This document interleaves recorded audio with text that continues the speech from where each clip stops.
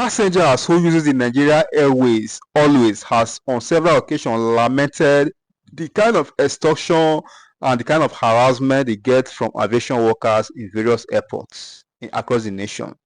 However, the Minister of Aviation, Festus, Keyamu, is coming out to let Nigerians know the effort they are making to curb that deficiency, that abnormality, that deficit in character of aviation workers that is painting the image of the nation in bad light. He has also unveiled that the Nigeria aviation industry is most lucrative and attractive. Let's begin the conversation around some of the latest developments, and I'd like you to probably clear the air about this issue of the Airstrip approvers.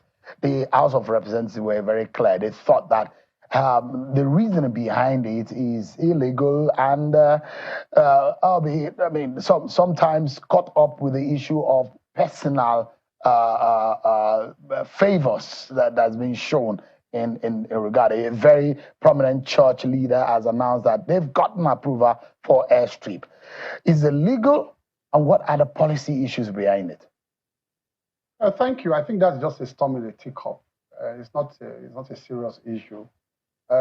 Private airstrips have always existed in Nigeria anyway, and the law allows people to apply to build private airstrips. People and institutions, especially institutions, where, for instance, you have very heavy activities around your institution, maybe schools, universities, factories, and you need to maybe lift equipment and lift goods and services to that location. Just like where Shell built airstrips in Warri in those days and oil locations. So it has always been there. The point is that you must go through an approval process in order to get a license to establish a private airstrip. And then it is not what a minister wakes up overnight to grant. When you see that a minister finally grants an approval, it has taken months and sometimes years by the agencies involved.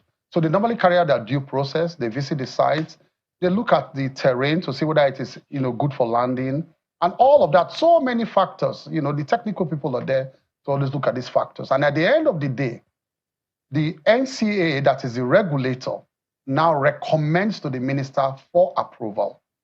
And so when the minister does the last act of approving, he's taking into consideration all the recommendations forwarded to him by all the technical experts in all the agencies under him.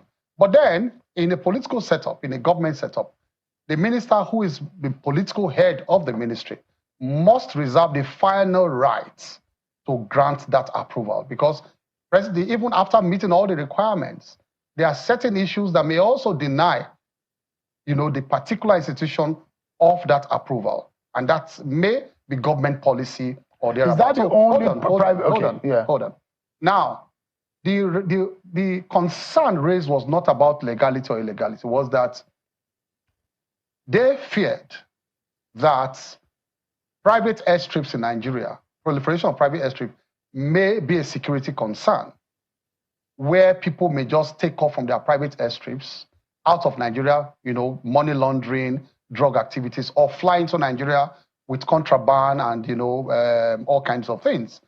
However, like I said before in my explanatory notes, when I tweeted my response, I said, first of all, we must commend the member in the House of Rep that raised that issue. That was very, very patriotic, and it was vigilant, very vigilant on their part. So the concern was very genuine. However, it was the reason for the concern that was a bit misplaced, because if they had engaged and consulted, we would have explained to them how it works in aviation. Now, when you apply for a private airstrip, you can only build the terminal building and provide all the technical things and all that in the airstrip. But the moment you do that, once you finish doing that, the control tower, the control tower in the airstrip must be fully handed over to the federal government. The federal government, through the NAMA, the Nigerian Airspace Management Agency, is the agency that is in total control of the entire airspace in Nigeria. So even if you apply for an airstrip and you run an airstrip, you don't control the airspace. The federal government is in charge of the airspace, the security, that's what they call the aviation security, and all of that. So that before you take off at all from your airstrip, you must have approval from the federal government at every time before you take off. Not only that, once your airstrip is not approved as an international gateway, you cannot take off and land out of the country, either from out of the country or outside the country from that airstrip. You must go through recognized international airports. So for instance, if I have an airstrip, right, and I'm flying from London into Nigeria, you must first of all, file what they call a flight plan. NAMA must grant you an NCA, they must grant you the approval to even take off from where you are to begin to approach Nigeria.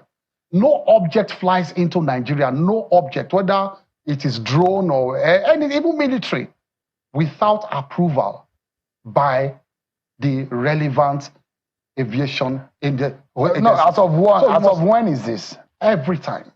No, because there are issues as to security. No, there are operations, military operations, external military operations in Nigeria that are allegedly without the notice of the Nigerian government. No, it's at every point in time, the authorities must approve. I'm just telling you that. At every point in time, you cannot fly into Nigeria without... Do we have a Nigerian minister? We have a number of them, more than 40. We have, for the federal airports, we have 23, all right? And then the state airports about 8 or 9 now. And then the airstrips about 40 or thereabouts. I'm talking about it has always been there. Yes, it has always been there. So the one that caught the eye of the House of Representatives is that of the one mentioned by Bishop David Oyedepo. Yes, correct. The Living Faith. Correct. Did he go through all of what? Oh, yes, absolutely. That's no problem. They're only concerned about the fact that they thought that somebody can take off from a private airstrip and fly out of Nigeria or fly into Nigeria. It's not possible. You must land in an international airport first. And then the customs, immigration, NDL will process you. And then you now take off from there to your private airstrip. All right? If you're also flying out, you must fly out. You must fly and land at an international airport. You go through customs, immigration, all the normal process, and then fly out. So nobody uses an airstrip for any such purpose without due clearance. There are worries about outdated monitoring and air traffic management systems in Nigeria. And you have been one of your early interviews right here on this program. In fact, I think your very first interview as Minister of Aviation, you told us a plan about the change for air traffic management systems. Have all those been done, or you are still in the process of procurement? We're in the process of procurement, but we have identified the problems. The president is very concerned. The president has actually told all the relevant bodies to financial, agencies to, source for the funds. But we have identified all our problems. For instance, let me tell you, when we had those unfortunate crashes in Nigeria, I think under Obasanjo or thereabouts, it was after then there was a deliberate decision to now upgrade our facilities because we discovered that there were a lot of gaps in our navigational equipment. And so they had what they call the Total Radial Coverage of Nigeria and the Safe Tour project. Those are the two major projects that we undertook. Total Radial Coverage, they call it TRACON, and the Safe Tour project. Now, if you know the world of navigation all over the world, normally, after every 10 years, equipments become obsolete. It's all over the world. And you must replace or upgrade after 10 years. It's not that they're not working, but normally technology improves. And so maybe for better communication and all of that, especially those equipments that guide an aeroplane for approach and landing, even under very difficult conditions, they keep improving that. In those days, if visibility is below a certain level, a plane cannot land. But these days, even if visibility is zero, there are equipments that can guide the approach and landing even under zero visibility. So we are upgrading to those equipments. Some of our equipment, Minister, from what I gather, some of them are 25 years old. Some of them are 20 years old. Yes. Some airports in Nigeria, local airports, you cannot land after 5, 6 p.m.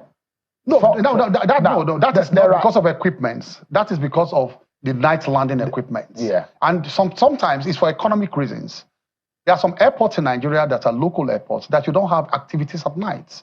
So we put off the lights, we put off the airfield lights and all that, and then they must go home. We can't maintain air traffic controllers and all that throughout the night when there is no activity. It's except the international airports, especially Lagos and Abuja, we must run 24 hours because those are the nation's, nation's capital and flagship airports that you must keep running whether flights are landing or not. We're obligated to keep Lagos and Abuja 24 hours on. So it consumes a lot of money. So the retooling of the air traffic management system is not on the 2024-25 budget. It has always been there. But we need special funding because one budget cannot carry the burden. We are talking of things that run into hundreds of millions of dollars. And there's foreign exchange components in some of these requirements. We are talking of some of the best companies around the world that provide these equipments, and they need foreign currencies for that. That is why the point you are making must also lead us to give kudos to our air traffic controllers. They are extremely hardworking, and you can see that they are still maintaining our airspace very safe. We have one of the safest airspaces in Africa, despite the fact that we are still a bit behind in some of this equipment, but they are working. It's just they are working. It's just like, what do I say? Like your telephone. Your iPhone 6 is still working. It can ring, but we have gone to iPhone 16. But it can work. The worry here, it can work. The worry is, yes, and the assurance Nigerians will want to get is that our airspace is safe. 100% safe. It's just that with all these outdated air traffic system management. But they are working. It's not that they are not working. It's not that they have collapsed. They are working. I can assure you. It's just that I have to be truthful to the Nigerian people that they are working 100%. That's why you have not seen, commercial. So when you imagine that maybe you take it one after the other, maybe take Abuja Airport for a start and go to the Lagos Airport, and whichever one you take as priority. For instance, for the Track-On, we are doing the 5 international airports first. At the same time. And the Safe Tour project, yes. But then there are 12 other airports for the Safe Tour project. We have 12 other local airports on the line for that, for the Safe Tour project, okay? And what's the timeline? What's the duration of this? We are in touch with the equipment manufacturers, okay? But like I told you, Mr. President is on top of this. Mr. President has not denied us anything. He had always minuted. The moment we submit, he minutes on it, and he says, go and look for the funds. And because of the depth net with which this president has handled this economy, right? You can see that our liquidity is rising. So because our liquidity is rising, the president is meeting up most of the obligations in the aviation sector. Let me tell you this. One of the first things the president addressed when he came to office was the backlog of trapped funds for the airlines. We have cleared them. All of them. We have cleared them. What about IATA had to issue a special thank you message to Nigeria because I pushed and pushed, and the president was on top of the issue and gave directive to the CBN to clear those trapped funds. And that's why you see the foreign airlines are coming back. You cleared the foreign airlines, but you left the local airlines. No, the local airlines don't have trapped funds. No, they do. What they have are foreign exchange requests to import their equipment and their parts. Alan Oyedepo sat in this chamber. Yes, I agree. And he complained about the fact that foreign airlines were being serviced. Yes. But the local airlines still have their funds trapped. I agree. Except if you say you have cleared them. It's not trapped. Listen, I'm giving you the difference. Listen to the difference. They need foreign exchange to import their parts, to pay for their foreign obligations. Okay? But because that is why that is the advantage of supporting local airlines, because they are not selling their tickets in dollars, in foreign currency. You don't have to convert to send to them. Okay? How do we have trapped funds with the foreign airlines? Because when you sell their monies, their tickets in Naira, you deposit Naira in the central bank. The central bank has to look for the foreign exchange component to send this money to them. So the money is not that the money is not there. The money is there in the central bank, but in Naira components. They have to look for the dollar. The concern here is that what concerns the local airlines and operators here, you seem to focus and want to satisfy the foreign operators as against the local operators. No, you don't understand. No, I understand that you are helping. No, Minister, just you have explained to Nigerians the trap funds and the dimension in which the local operators are involved. And I totally understand. Yes. But the question is that some of the local operators still have problems with funds. And we are addressing that. I'm just telling you that we had to do it step by step. You took the foreign airline priority as against local operators. Because they threatened to stop. We don't service all different international But routes. the local operators are also suffering. We don't service Are you doing anything about it? I'm asking you, do we service the international routes, all of us? The local airlines? Do we fly to America? Do we fly to Germany? Do we fly to other parts of the world? Do we fly to France? Do we fly to other parts of the world? What if they stopped? I'm asking you, what if they stopped? The question here, Minister, is that what are you doing about the local operators? No, that is civil. This whole local economy that will drive our economy. That remains a priority for us. But I'm telling you that we resolve the issue of the local airlines. Are you taking it seriously, Minister? Oh, 100%. No, that is not a question. It's just that you thought that it was a wrong discretion to quickly settle the trapped funds of local. That also has to do with our international image. That international companies, they had their funds trapped in Nigeria. We didn't have the foreign exchange component to pay to them. And that is why the moment liquidity began to rise, the president saw that as priority that cleared the local, the foreign Minister, I see that you're already advertising a first Nigerian international air show. For those who imagine that, how do you want to expose ourselves when we know that our aviation sector is still a baby trying to crawl?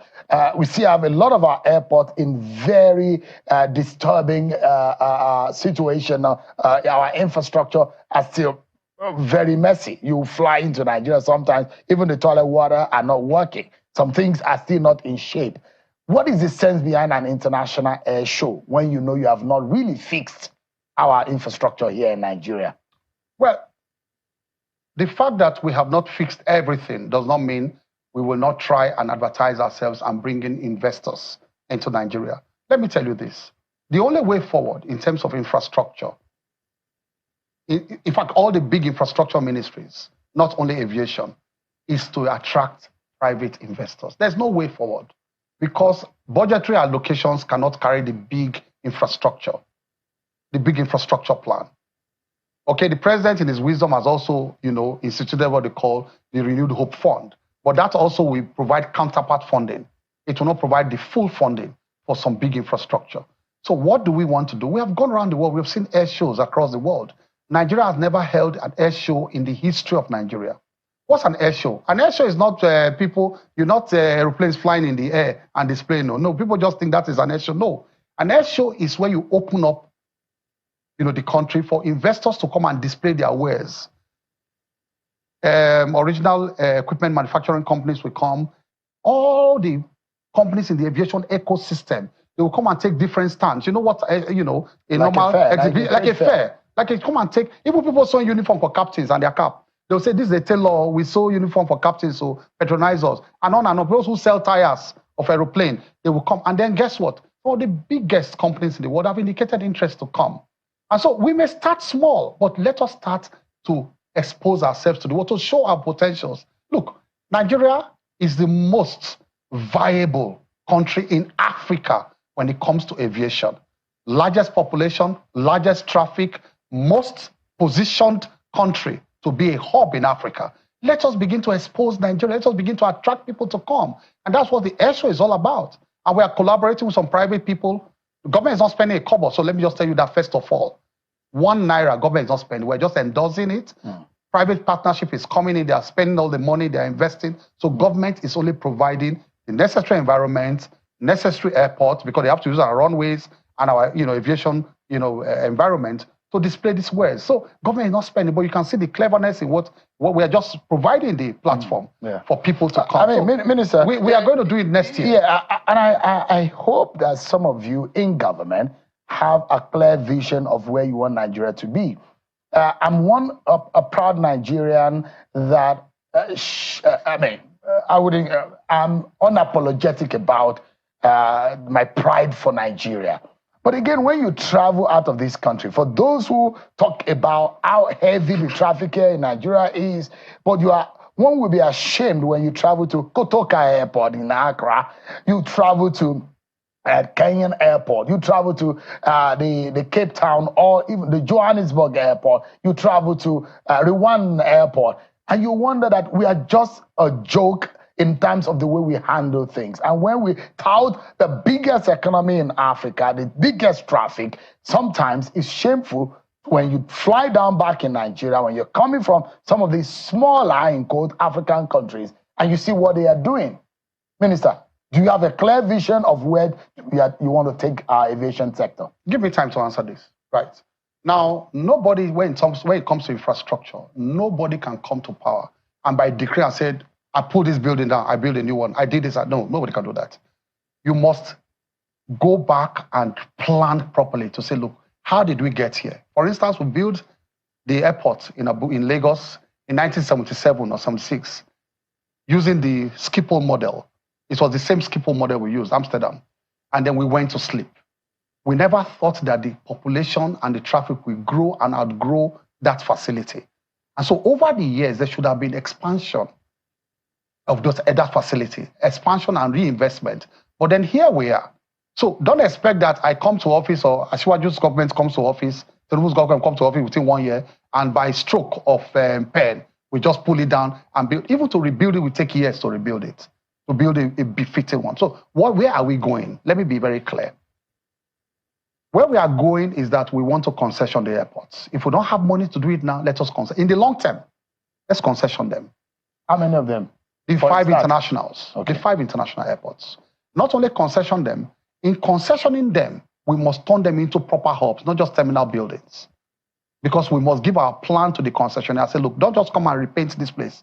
Build a proper hub where planes can come in, process passengers to the next country, and on like that. So we are doing that. And that's why we are doing a master plan right now. We're in the process of doing a master plan. That's one. The second one is that in the short term, do we tell Nigerian stories to say we are waiting for long term and all of that? In the short term, we want to keep what we have neat, comfortable, and attractive to people. So it's not how expensive your house is or how big your house is. If you have a small house, you keep it neat and clean. Functionality. Functionality. That is what we're trying to do now. And so in the short term, you can see that it is a customer-centric sector, aviation sector, especially that of the airports, not the regulators. That's a very customer-centric department. What did I do recently? You saw what I did last week. I said, you know what? I want to raise marshals, volunteers, to come and help us in monitoring what these workers are doing and even give us ideas on the airport. It is very akin to what we have in the road traffic marshals. The FRSC. Remember, there was a time, and that's a part of the transport sector too. There was a time that, of course, the normal employed road traffic officers were overwhelmed by traffic. They can't be everywhere every time. So what did they do? They now brought in public-spirited Nigerians, patrols, and gave them badges and the normal, traffic clothes to say, look, and wherever you are, and you see there's a traffic, come out of your car and begin to direct traffic. There were even celebrity traffic wardens at some point, celebrity ones. Now, we want to then involve Nigerians in governance. We are not afraid to make ourselves open to say, look, come and scrutinize us and help us in this. I'm always amused and bemused, when I see NGOs at times, they're always very interested in elections. And after elections, they just go to bed. Elections are not an end in themselves. Elections are a means to an end, which is good governance, responsible governance. So I expect NGOs to not only monitor elections. After the elections, they should monitor governance and the issues of governance. And that's why we're bringing NGOs. In all the airports where you have, in all the towns where you have airports, federal airports, we are saying 3 responsible Nigerians will be made marshals, voluntary marshals. I am here seated in my air-conditioned office. The MD fan is seated. And meanwhile, they're telling us stories in Calabar, Kaduna Airport and all that. We are not there monitoring them. The airport managers are giving monthly amounts. They are giving monthly. Let Nigerians know. They are giving monthly money to maintain those airports. Local airports. Akura Airport. They are the airport managers.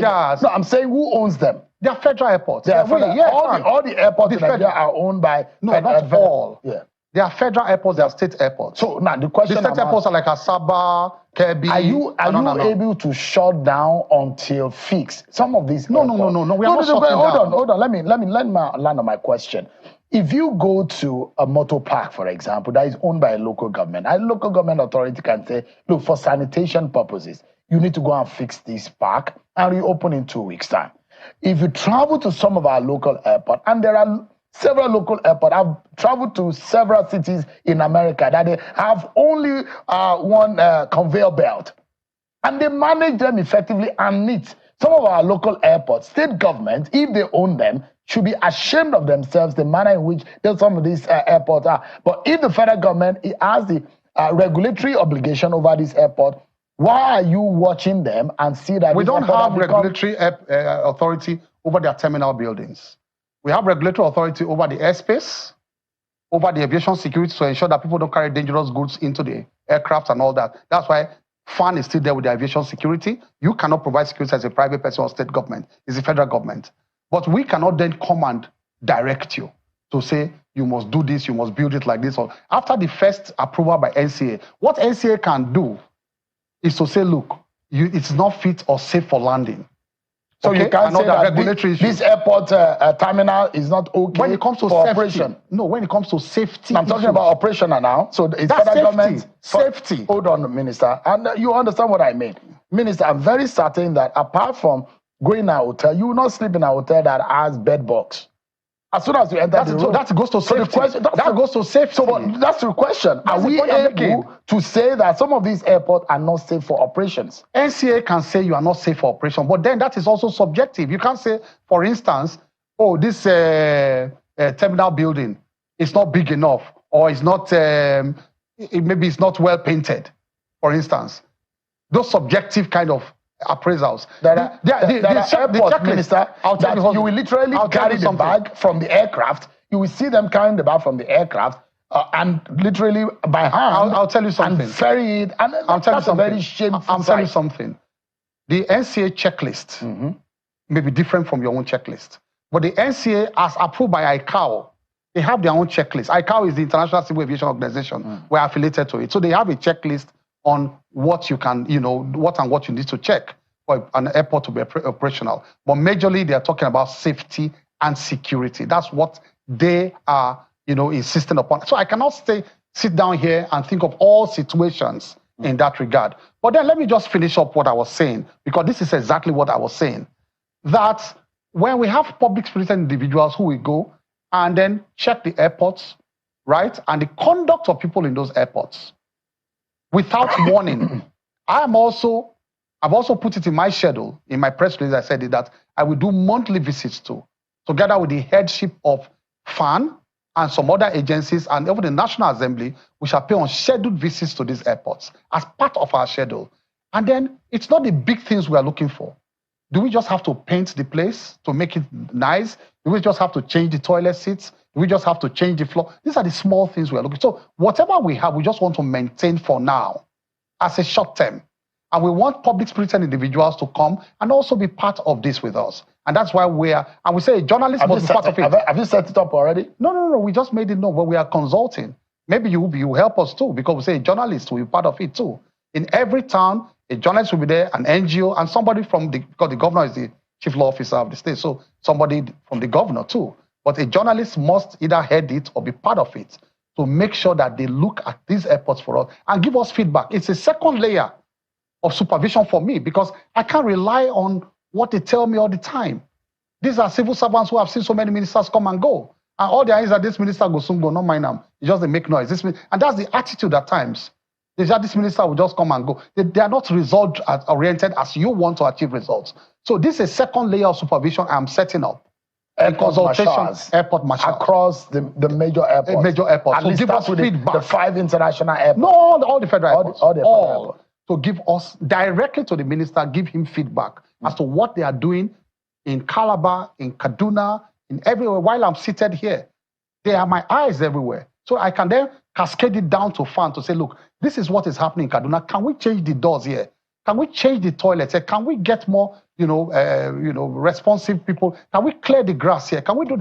These are the type of things I want to do, because I can't be everywhere at the same time. But I want to involve Nigerians in government. And we should not be afraid to open ourselves up for scrutiny by Nigerians.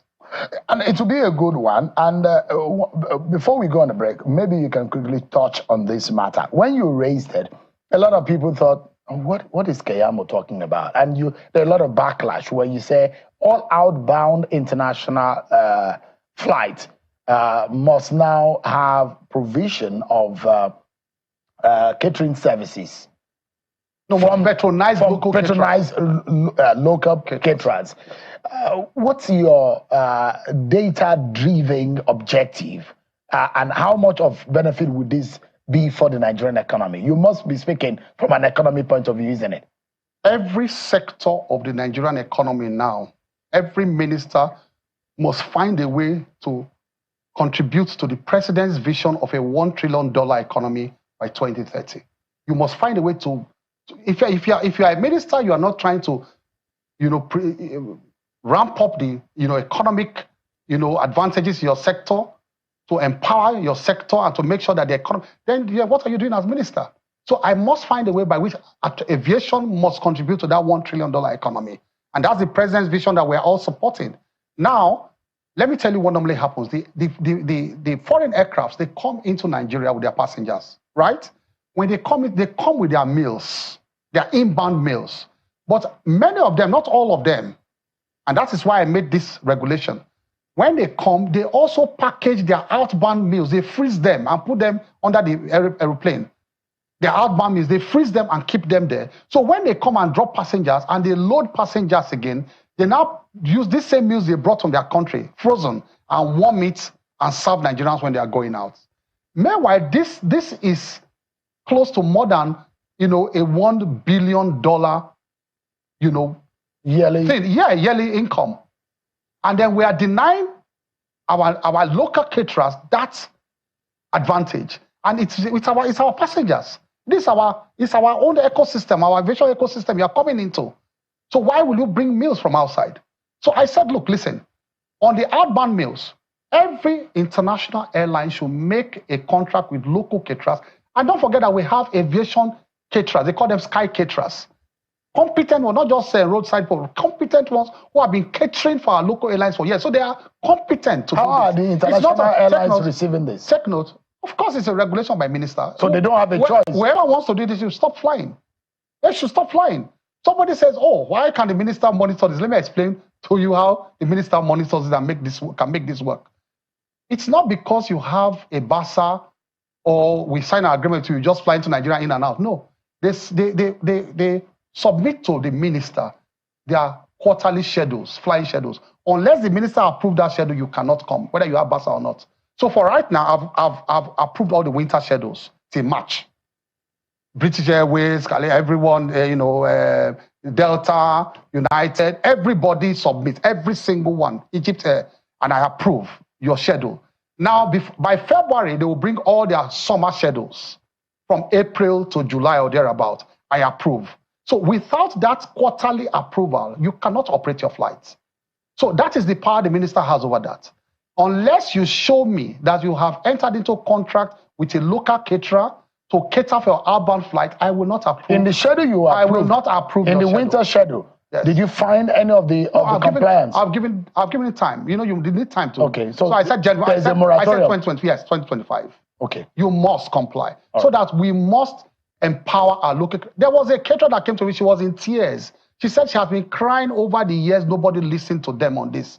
Government did not back them up. We don't have money to give them, but we must make the right policies as government. We must, our sectors we must wake up the Nigerian economy. We must wake up. We're taking all of this money outside of Nigeria, but we must keep it here. Thank you so much for that. Yeah. I was going to ask, are you mandating them to serve Amala, Idika-Ikong, or is that part of the policy direction? No, don't kill me. No. It's just anything at all. Our local caterers can make continental, can do anything at all. So it's not tantamount to saying you must serve local dishes. No, it's not. But don't forget that even if it's not the local dishes that they are serving, they know the taste of Nigerians. Most of 95% of passengers exiting Nigeria are Nigerians in these aircraft. So they know the taste of Nigerians. So whether they're even serving continental dishes, they know the type of spice to use and all of that. Sometimes, have you not entered the international airlines at times? They'll be asking you what to eat. You won't know. You just point anything anyhow. They'll just say something. They design the menu according to their home country. When you know that the passengers here you are coming to pick are 98% Nigerians, so it is part of also taking care of the needs of Nigerians, apart from helping the local economy to grow. I'm worried about the conveyor belts, the infrastructure in our airport. I'm also worried about the issue of touting that we see, the kind of faces that you see at our airport.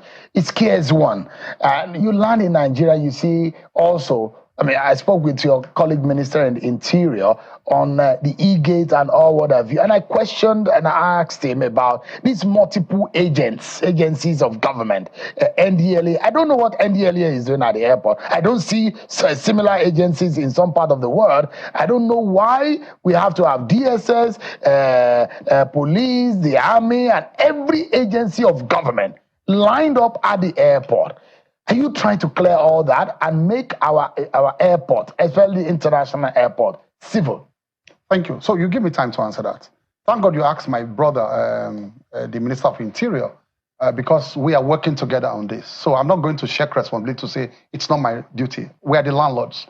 We are the owners of the airport. So we have complained to the National Security Advisor on this because we are concerned about the harassment of Nigerians. Take note, it is not aviation. So people should not say, Keyamu, I see people tag me all the time, Keyamu, what you are doing. Somebody just asked for bribe for me, but it's somebody else on that agency. They tag me all the time. It's not me. It's not aviation. We have to complain to the National Security Advisor, who is doing a lot on this.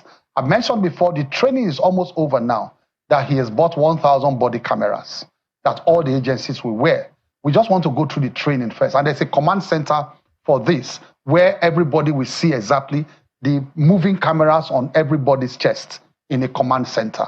So we're almost through that. When that is done, that will go down significantly. But let me just answer you, because I know my big brother Marwa is watching, the chairman of NDLA. That's what's NDLA doing there. I think you are not correct. It is the manner of operation we should be concerned about. I'll just tell you that the NDLA just arrested a few days ago, and he has written to me, the chairman, on one airline, I won't mention the airline, a large dose of drugs that somebody brought in from that airline into Nigeria. So don't question what NDLA is doing at the airport. We must balance. We should not go with the friends. So let me rephrase. Let me rephrase that question so that it doesn't sit as a wrong question to you. Now the question is, why would NDLA collect my passport? Correct. So that's why I said the manner of operation. That is the question. Yes, correct. And I'm answering that in terms of their duty at every point. Shane, just wait me to answer. Look, what we are trying to do is to do something like the TSA in America, where there's only one stop check. Now, these agencies can be at the airport, should be at the airports, but they should be out of view. They should have their cubicles, be inside. It is when you now suspect somebody, you pull him out and take him to a restricted zone and check the person. Not that every stop you see NDLA checking your bag, DSS checking your bag and all that. That is what we don't want. That is what Nigerians don't want. And that's what we must do, okay, to please Nigerians. Not that every time they are dipping your hands, we must have good scanners where when you pass your bags through, you see, once you see an object that is suspicious, pull the person aside and take him away. So we must buy these heavy equipment to do one-stop check for all the agencies. So I do agree with you to that point, but it's a manner of operation. But these agencies are necessary because, we still have, people with nefarious intentions having to pass through the airport. And then the customs are not skilled enough to detect drugs. Immigration, they are not skilled enough to detect drugs. EFCC, they're not skilled enough to detect drugs. NDL is not skilled enough to detect people who are laundering money, okay? And on like that. They all have their areas of specialty. But it is the manner of operation we must question. And then the so-called multiple stops that they harass Nigerians that we must reorganize in such a way that we must balance both the convenience of passengers and the need for security at our border. It's a delicate balance that we must achieve. So you think that we need to have something close to the TSA? Correct. In Qatar, you find it. Correct. In the UAE, you Correct. find it. In America, Correct. you I'm find it. telling you. So we have to unified. We are in the process of getting that done. Yes. How soon can that happen? We're working with the National Security Advisor. It's not within my powers alone because this is a multiple agency cooperation. For instance, immigration and aviation in particular, it's so delicate that we have so many, woven, duties that overlap a lot. For example, myself and my brother, Minister of Interior, we came and met a situation on the ground. This advanced passenger information system, whereby before you board out from any part of the country, any part of the world, we have advanced information as to who the passengers on that aircraft is.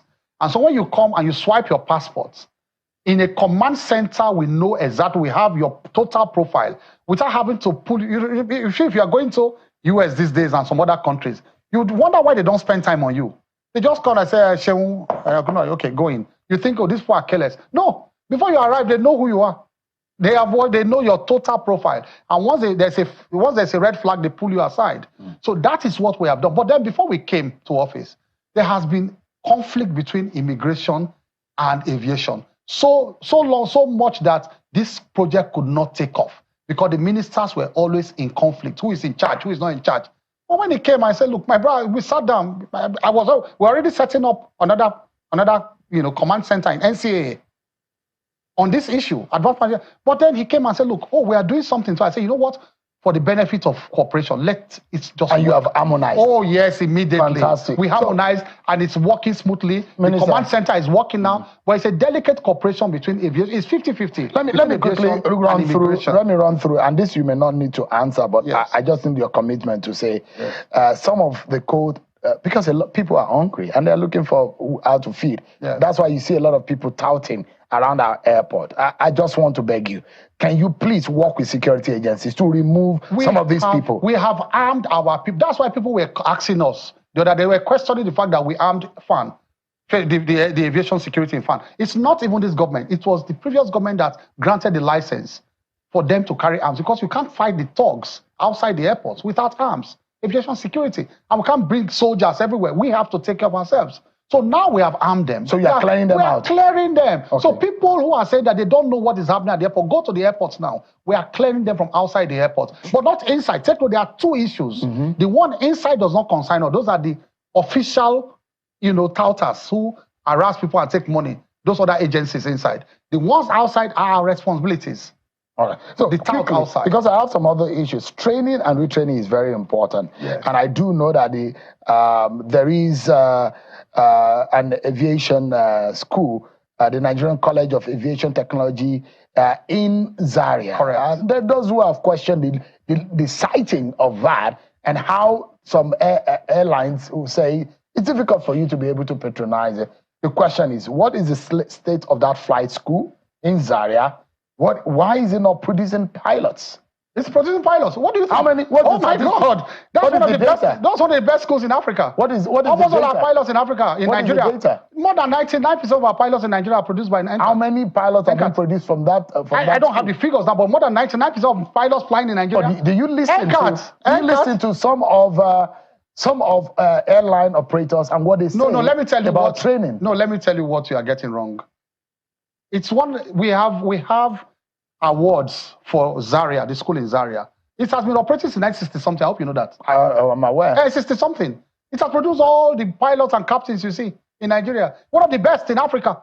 And it has received certificates from ICAO international over and over. We're one of the best. I can tell you that, pump my chest. So that's the only best place where we have the simulator. Yeah, the simulator. That's where I'm coming to. Yeah. And that was what raised rumpus in the house. Remember? Where they summoned me that they say I want to move simulator. Well, there was no plan to move simulator. It is a political issue, so I won't touch it. All right? Because when I came to office, I met a simulator, very expensive simulator they bought and put in Zaria. But guess what? That is where we actually need a simulator for training. All right? But then, for a simulator to be commercially viable, you cannot use it to train students alone. People must come from outside the country to use the simulator too. And they pay in dollars to use that simulator. So the whole of West Africa and Central Africa, you don't have such, because it's very expensive. And Nigeria bought it, a brand new one from Montreal. We bought it from Montreal in Canada. All right? So we ought to commercialize it for people to come into Nigeria from even the whole of Africa to do that. Instead of going to Europe, it can provide good training for pilots. However, what people are complaining about, which I don't subscribe to, so nobody should quote me that I'm subscribing to that, is that they don't want to go outside the nation's capital, Abuja or Lagos. People coming from outside the country. And so people who, before me, who came to, they thought that it should have been sited in Abuja. There's a facility in Abuja that simulator should have been sited. I didn't touch the issue because it's a political issue. If you want to move a pin, so we are cutting that. Yes. Yeah. If you want to move a pin, I didn't touch it. What we need to do is to look for another simulator in Abuja. Minister. Or the right thing to do is to equip Zaria very well. Put a 5-star facility, hotel facility, and all that, so that people can go there. That's even the best option. You probably because need to Zaria is a nice place to go to. Right. It's a very nice. If you go to the Zaria school in Zaria, it's one of the best environments in Africa. It's quickly because of time. Yes. I need you to clear something. I have very limited time. First and foremost is the issue of the crash, that helicopter crash in Port Harcourt. What is the latest? What do we know? We found a black box. We found 5 bodies. We recorded 5 bodies. There were 8 bodies on the whole. It was a charter helicopter by NNPC, and they were going to one of their offshore facilities. I addressed a press conference about a week ago on this issue to give Nigerians the update, because we have been updating Nigerians on it. So, condolences to the families of those we lost. The body, even the last body we recovered the body in Cameroon, in the waters in Cameroon, because they had been washed away. It was actually within the, it happened in a place that's with, between the border of Nigeria and Cameroon. So the last body was recovered in Cameroon. So we have informed the Cameroonian authorities that they should help us continue the search for the 3 other bodies, because we are sure they have been washed away. But we recovered the wreckage and the black box. And right now, we'll get a preliminary report in the next 2-3 weeks. And then the final report maybe take a year or so. But we'll get to the bottom of it. However, we have sent investigators to America, because that was where the helicopter was, manufactured. So we need to get in touch with the manufacturers, to access the black box. No. To tell us a few things about the make of the helicopter, what must have happened, feed them. That is a normal thing in Africa. NSIB is working. Yes, NSIB is working on the details of the record. Correct, and also preparing for family support. The law says we must provide family support. So NSIB is trying to provide family support. I saw a particular post on social media by a comedian who says that there is some kind of cahoot with operators, NCA in particular, and some operators.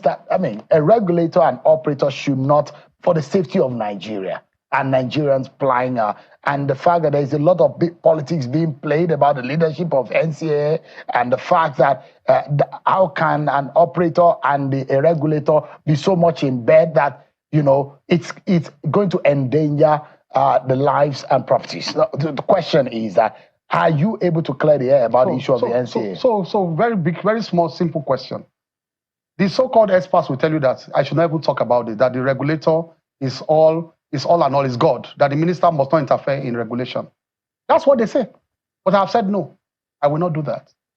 And that is why I've set up a task force on what the regulators are doing regarding private charter and some other regulated matters. So I've intervened in that respect. I've set up a task force, and the task force is working now.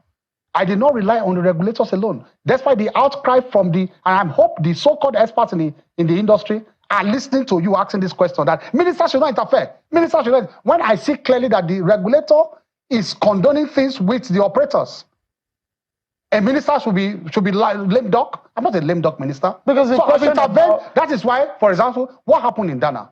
I told the regulator, do your work. You will kill Nigerians. You will kill Nigerians. So many incidents involving the same aircraft. Allegations that some operators are using their engineers, in fact, the handling of their aircraft. Exactly. And later on, because the operator and the regulator are in bed, it might cause danger. Experts will tell you, don't interfere. I'm interfering, and I'm looking into all of these issues. What about the leadership of NCAA? They say there's a lot of politics there. No, there's no politics. The removal of the head. There's no politics. The president makes the final decision. What's the politics there? With Mr. President, President makes the final decision. Let me ask you quickly, our national carrier, why is it so difficult to establish that? Under your predecessor, that was a disaster. Now the court said it was null and void, not me. The court. So you said you want to begin again. That's what you said. Well, it depends on the model the president approves. I have to get approval of. So that's not been approved yet. That is the status we have to sit down. Yeah, we have to sit down and look at the model. But the model, if we must approve the model, it must favor Nigeria and Nigeria's economy. We must not do a model where all the earnings of that airline, you just paint it Nigerian airline, all the earnings go to a foreign country. That is a model I will not subscribe to. And right now, what we must concentrate upon is to support Nigerian flag carriers all over the world. That is what is done all over the world. Have you been able to resolve the airpiece matter? with Heathrow and landing in Heathrow? Well, you know that it's a lot of diplomatic, talk going on behind. But you said that they wrote back. I think the letter leaked out. When I, wrote to them and, put my foot on the ground to get access to Heathrow. So a lot of diplomatic issues are going on behind. At some convenient point, we will tell the Nigerian public what's about. We are talking. Yeah. And they have invited us to further discussions. Quickly, before we close, Boeing, the agreement with the MOU with Boeing, IDERA, the certification that we got, what can you tell Nigerians? Is it good news or what kind of obligation you didn't tell me congratulations. Congratulations to Nigeria anyway. Yeah, to Nigeria, and that is credit to Mr. President, that our global scores shot up from 49% to 75.5%. And this confirms our safety, our safety and our compliance with the Cape Town Convention on aircraft leasing.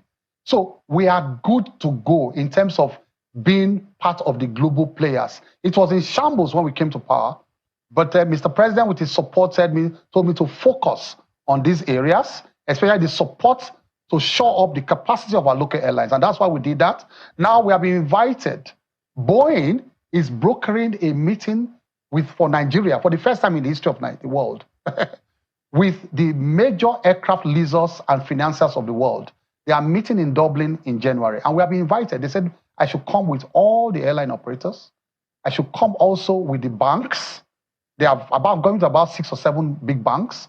Where I'm coming to the leadership of the National Assembly on insurance and aviation, and of course the NICOM boss is going, because there's an aspect of insurance they want to talk about there, and the Insurance Association of Nigeria, a whole lot. Right. We are totally out of time. I would have loved to touch on insurance. The airfares are crazy. You fly to Lagos and Abuja, you're spending over 500,000 or 500,000 outside our power. Please do something to put that the value of the naira and all of that. But we're talking I see that you made the cut eventually, and some of the associations within the aviation sector were congratulating you, thinking that some people thought that you will not make the cut. But it's the discretion of Mr. President. It is discretion, and so long as he thinks that I'm, going the right direction and executing his policies very well, we'll remain here. All right. But then, the airline operators they were very effusive. They thanked Mr. President. The unions thanked Mr. President. The caterers thanked Mr. President. The spokesperson they were all excited. All right. Thank you so much, Festus Keyamu, Senior Advocate of Nigeria and the Minister of Aviation. Thank you so much indeed for clearing the air on some of these issues. Thank you. Globally, many has applauded Festus Keyamu for the fact that from time to time, he always make out time to come to national TV to put Nigerians abreast, to highlight major effort it is making to reposition the aviation sector in the nation. Many also argue that Festus Keyamu is one of the best performing ministers under the President Bola Ahmed Tinubu's administration, noting that many changes have been recorded since he took over as the Minister of Aviation. Festus Keyamu is the only surviving minister that made it from the Buhari's administration to President Bola Ahmed Tinubu's administration. Despite the support of many other APC faithfuls across the nation while President Tinubu was campaigning, it was only Festus Keyamu that made it through as a matter of fact.